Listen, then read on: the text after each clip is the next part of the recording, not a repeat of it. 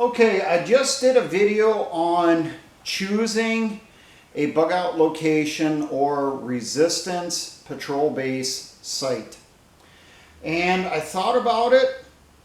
I should probably do a follow-up to this on the priorities of work once you get to your bug out location, your bug out spot. Now, a reminder, we're not going to a cabin. We're not going to a pre-made location in the field. It's a spot that we figured, hey, we're going to go there. We're going to pop up the tent and, we're going to rough it. So that is where we're going to be coming from with our priorities of work. Now, we did scout this location beforehand. We also prepped this location beforehand. We put out some caches of food, building materials, and some tools and some other items to help us to survive in this spot a little bit easier than if we're coming in there carrying nothing but a canteen and a hatchet and some beef jerky like an old-time settler. Now, a reminder, you should always have more than one location prepped just in case, because you could get to the one spot and for one reason or another, things have now changed. You cannot occupy that location. So you need to have some other locations already chosen, ready that you can move to and then start getting set up. Now, I kind of did a crap-ass copy of the location from the last video. So we got our creek here, which remember it flows upward on the board here. So this is upstream, that's downstream. We got a deer trail that's coming across here. The crossing for the creek is down farther down here, right off the main deer trail. We're choosing this cubby up in here as our bug out location. We have put in some caches. Right now we got one up here on this spur up here off of the ridge, and we got another one up here on the ridge also hidden up in the tree line. Okay, so first thing we do, obviously we're going to arrive at the location. Do not move directly into it. Just like if you're occupying a patrol base or a base camp in a resistance situation, have the majority of your group stay back while you have one or two people, and I recommend at least two, move forward to check it out. First thing you're going to do, you're going to get close and you're going to observe. You're not going to walk right in. You're going to peer through the trees, through the bushes, and you're going to scout it out. You're not going to just, okay, it's clear, and then walk straight in. Wait a few minutes.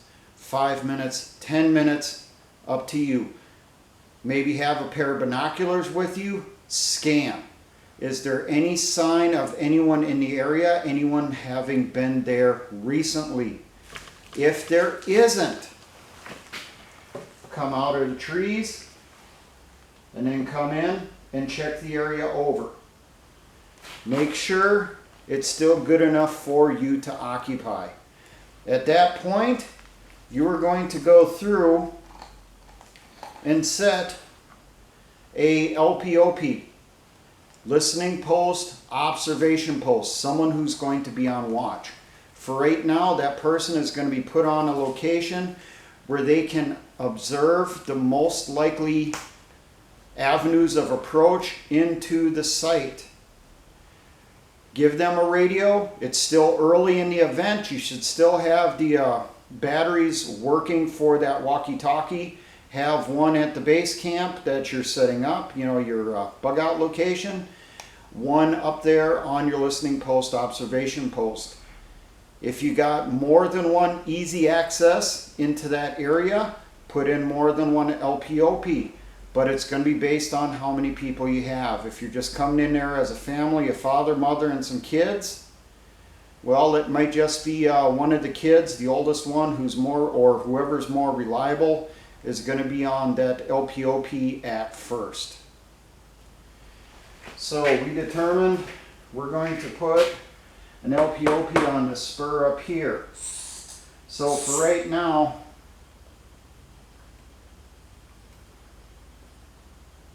they're located up there. They have a radio. If they're old enough, trained to, they should have a firearm with them. Help them to camouflage their spots. I did a video on setting up LPOPs. It does translate over to this also. Camouflage the location so that someone could literally walk right past it and not even know that they are located there. Now, while that LPOP is set up, we may want to put in some early warning devices a little bit farther out. Farther out on that trail, maybe, you know, inside a dead spot or around a turn, depending how far out it is, that it will alert you that someone is approaching. Now, this early warning device does not need to be explosive. It does not need to be a shotgun shell going off right next to the trail. There are noisemakers that you can put up going across there that will give you a nice loud indication that, hey, someone's coming from that direction. And it wouldn't hurt to use different types. So you could have that beer can with some rocks and some bits of metal inside tied to a tripwire going across a trail, you know, hidden in one location. And then you could have another involving sticks in another location, you know, so that you know by the difference in the sound which direction someone is coming from. Now we got our security is set. Everyone is relaxing a bit. That is when you are going to take stock of what gear and supplies you brought with you. Everything that you have, everything that's in your pockets, everything that's in your bags. You're also going to take stock of the immediate area around you. What can help you out? Is the water look like it's still okay, or do we got, you know, blood and guts and stuff flowing down the creek? You know, do we still got plants nearby that we can get food from? You know, is the caches that we put in around here, we do a quick check, make sure that it looks like they're still okay, no one's interfered with them. Take stock of everything that's in that area. Make a note of it. And after you take stock on that, then realistically assess your situation. What is going on? What caused you to end up to have to bug out to this spot? I would recommend have a multi-powered emergency radio, the type that has hand crank. You can use battery on it. You can use a vehicle charger on it, a wall charger on it. Solar is built into it. You know, multiple means. Find the spot in that area where you can sit, turn on that radio, and listen to the news reports. What is being reported? What the hell is going on? If you have a ham radio, a GMRS, a CB, anything, listen to the channels on there. If something is happening, people are going to be talking about it on that radio, and it's not going to matter to the person if they don't have a license from the FCC to transmit. They're going to be on there. They're going to be transmitting information. You know, what's going on, what's been cited, what's happening where. Get as much information as you can, and while you're doing that, while you're monitoring that radio, write that information down so that you can pass it on to others. Unless you look out, you can listen to that radio inside the bug out location, a bug out site, you know, then everyone should be able to hear it and hear what's going on. Now, if you do have to post someone to monitor the situation, and then you guys go through, you're doing your assessment and that stuff, at that point, task someone to gather and restock your water supply. You probably had to drink some on the way in. Maybe you didn't bring enough with you. Maybe most of your water bottles, your Camelbacks, whatever, are empty or almost empty. Get that filter out, start topping those off. Okay, they should be full at all times. Top them off. While that's going on, if you got the manpower, have someone start gathering up a bit of firewood so that you have it ready. In case you got to start a fire to stay warm, depending on the time of year, or you're starting a fire to potentially heat some food.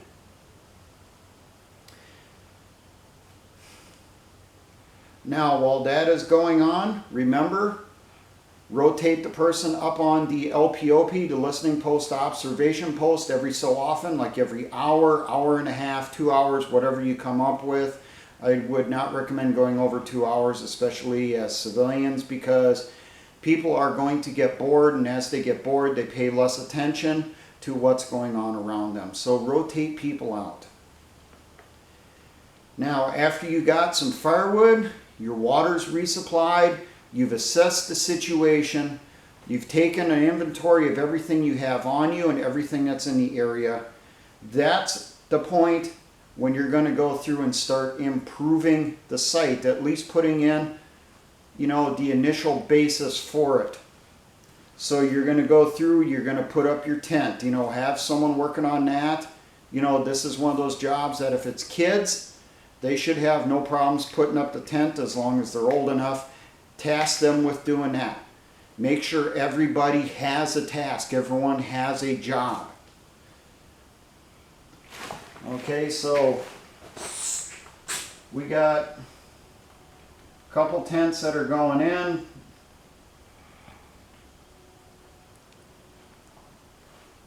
One for the parents, one for the kids, you know, depending on how large the family is.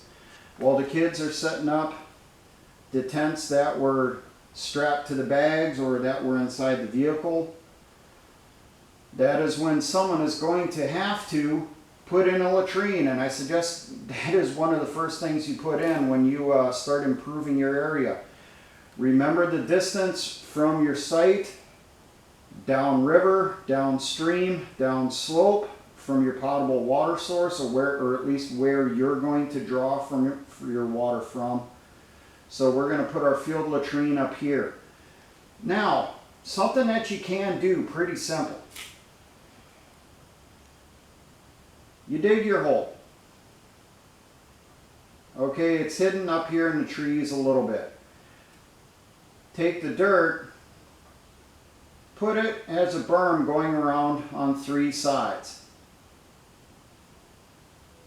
Leave that 4th side open for now.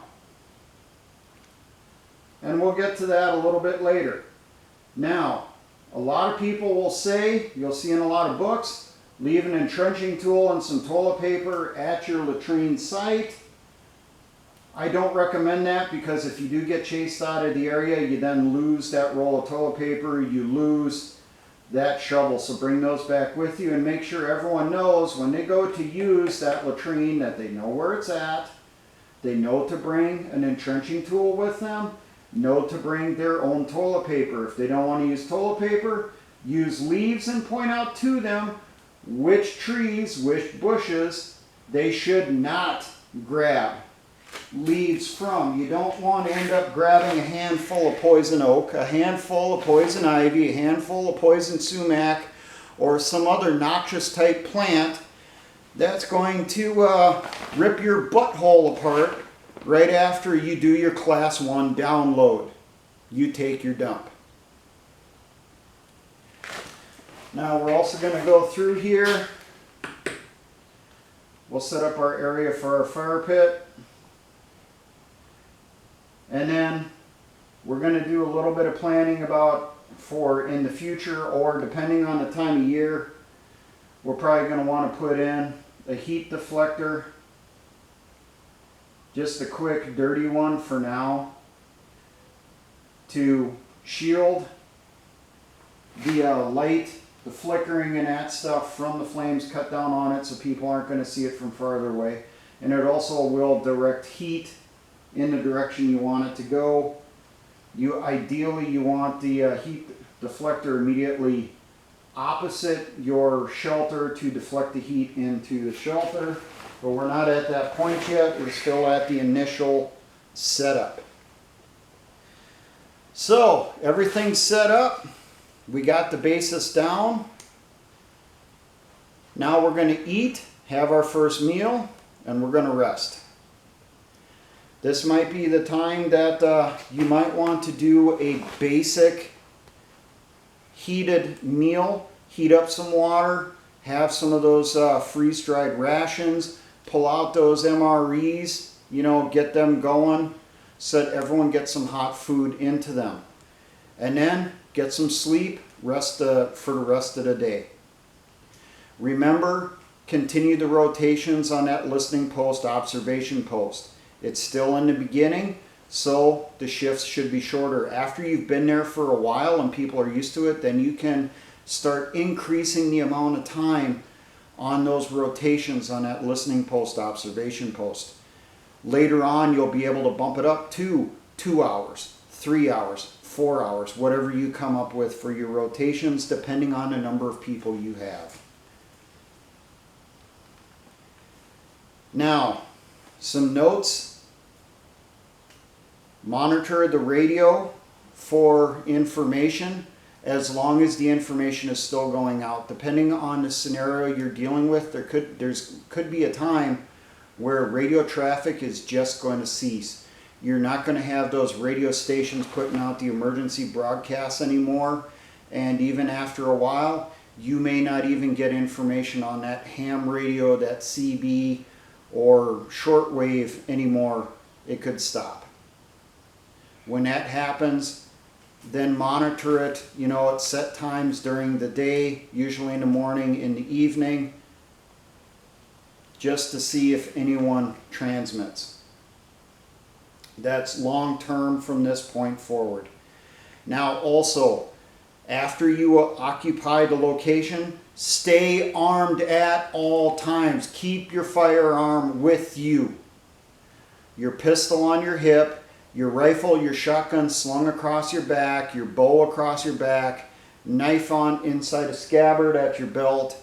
Always stay armed, because you never know when an animal could come in to attack someone, or when you could have marauders show up and decide they want what you have. Stay armed.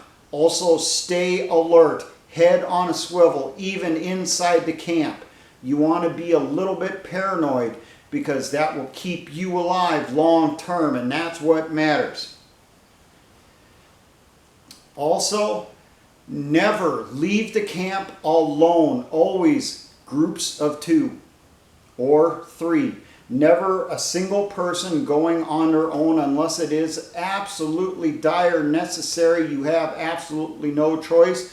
Like that one person is going to another location for help, for medicine, because everyone else is messed up and no one can go with them. That is the only exception. So, we've eaten, we've now rested, it's the next morning. Wake up, make sure that your guard is still awake up on the LPOP. No one was sleeping through the night.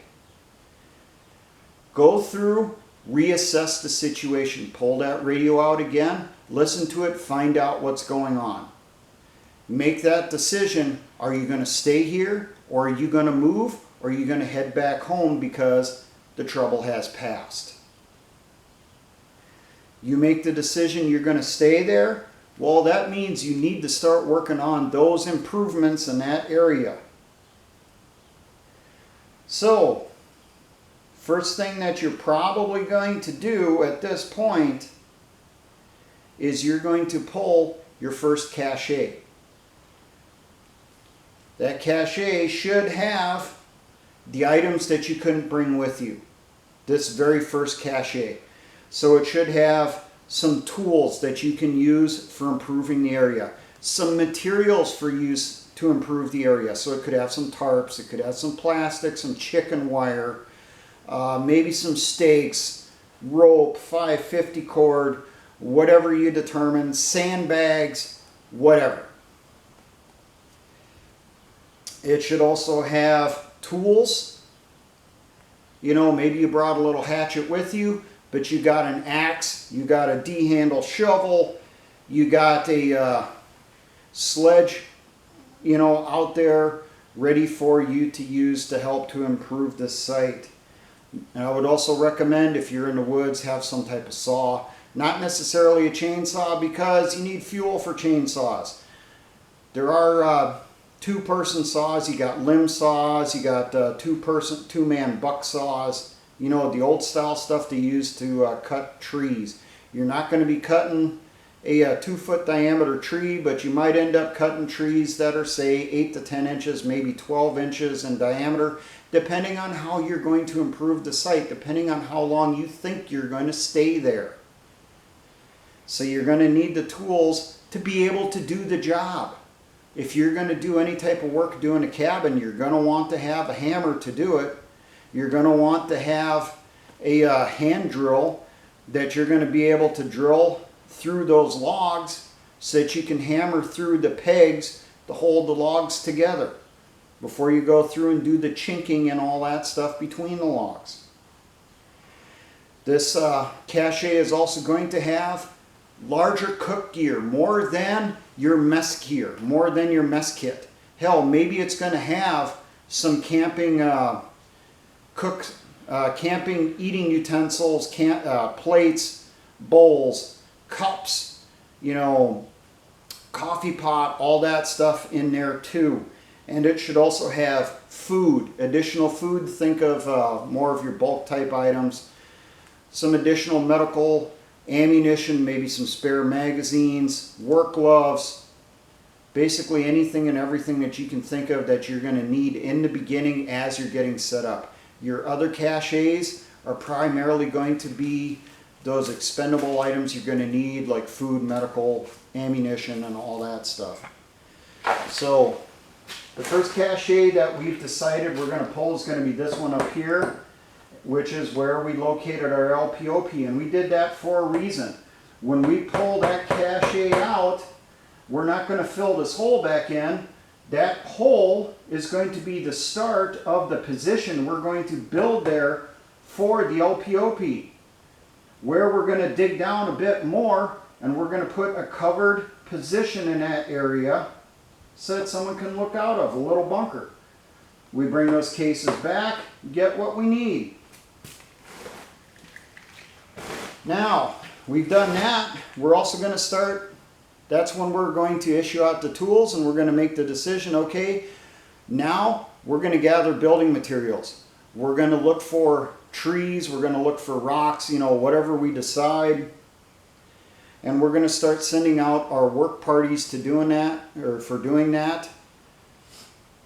If you leave no one back at that site, at the camp, remember, bring the radio with you.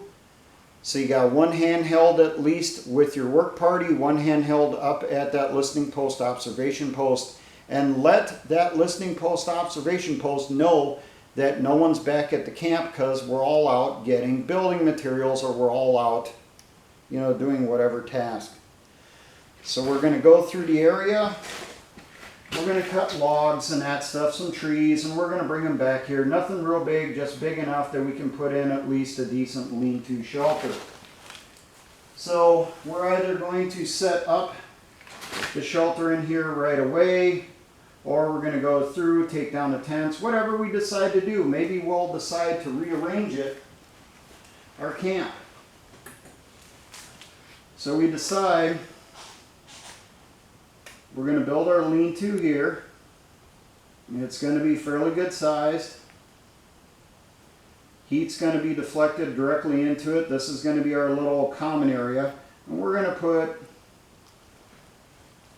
our tents kind of like rooms off on the side. We still got them. Might as well use them, at least for now. So now we're starting to improve the area. We're building a better shelter. We still got our sleep areas. Now we got our little common area where we can sit down, we can eat, we can talk. We'll be out of the wind, out of the rain. Now, as I said, we're going to build a position up in here. So after we get our basic camp done up here, we still got the hole up here. Maybe we'll have the person who's on duty on the LPOP will be doing a little bit more digging, and we tell them what we want them to do, what the dimensions are going to be, how deep, what they're supposed to do with the dirt and all that. So they go through and they at least get the stuff dug, and then you'll come back in later, you'll put the overhead cover on using logs and that stuff that you get in the area, camouflage it and everything. Now our little field latrine up here, we had the one open spot on the one side. What we're going to do, when we were out gathering building materials, we also found ourselves a good chunk of log, a couple feet long. We bring it back, we lay it across the front of our hole. We went through, we stripped off the bark, we smoothened it as much as possible so no one's going to get any splinters. That log now becomes our toilet seat. You're going to set your butt, or legs at least, going across here with your rear end right over the top of that hole so that you can take your dump. And remember, after you take your dump and you've wiped your rear end, go through, shovel a little bit of dirt in over the top of what you just put in there. Also go through, after you got these basic things done, set up a little bit on your defense. Maybe you'll put in a bit more of a improvised wall to kind of make it harder for someone to get around here, so that, you know, they'll have to basically be right into the stream almost to get around, to get into your camp. Maybe you'll put some other stuff up in here.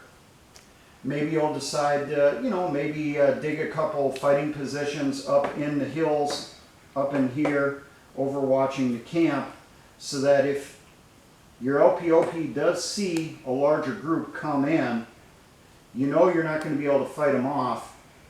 They come around your stuff, they find your camp, they're going to raid it, you guys are hidden inside your positions up in here. Well, whatever plan you come up with, maybe you'll start taking shots at them and picking them off. Maybe you'll end up chasing them away, maybe you'll end up wiping them out. Depends on the plan you come up with. After this, you got your basic camp set up. Continue to improve. Always improve. Eventually, upgrade that lean-to shelter. Maybe you're going to dig back into the hill more, so that you get, a big bit of a bunker essentially going in there. Or maybe you're going to build a cabin eventually over time. Continually improve the location. Now, while you're out doing anything outside the camp, always look for wild edibles and gather wild edibles. So maybe have a bag or something with you that you can get the stuff, put it in that to bring it back to the camp, pass it off to the person who's been designated to be the cook, so that they can prepare it for the meal that day or the next day. Now, what about patrols? I'd say after you've been on the site for about 48 hours, you should have the basics set up. You should have a good camp set up.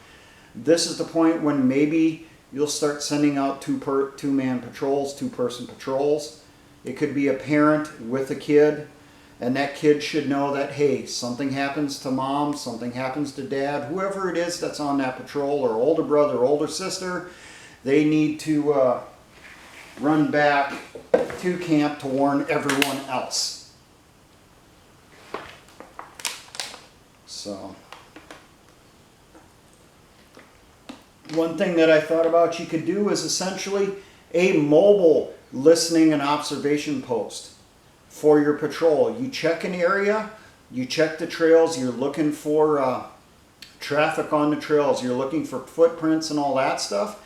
Maybe you'll set up overwatching the nearest roadways. So have a pair of binos with you. You can watch what vehicle traffic's going on. If you hear an aircraft, you can check and scan the skies, the direction, the type, that type of thing. and then every so often you'll move to a different location, check your area, and so forth. The people back at camp, no one should be sitting around. There should always be something going on.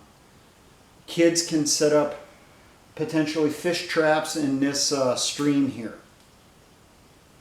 They can gather wild edibles. They can continue to gather firewood. Everyone should always be doing something. And if you have what you need in a site for a few days, make sure you get enough gathered to last a week, 2 weeks. Build up your stockpiles. And I will put in there, do not neglect education of children. Okay?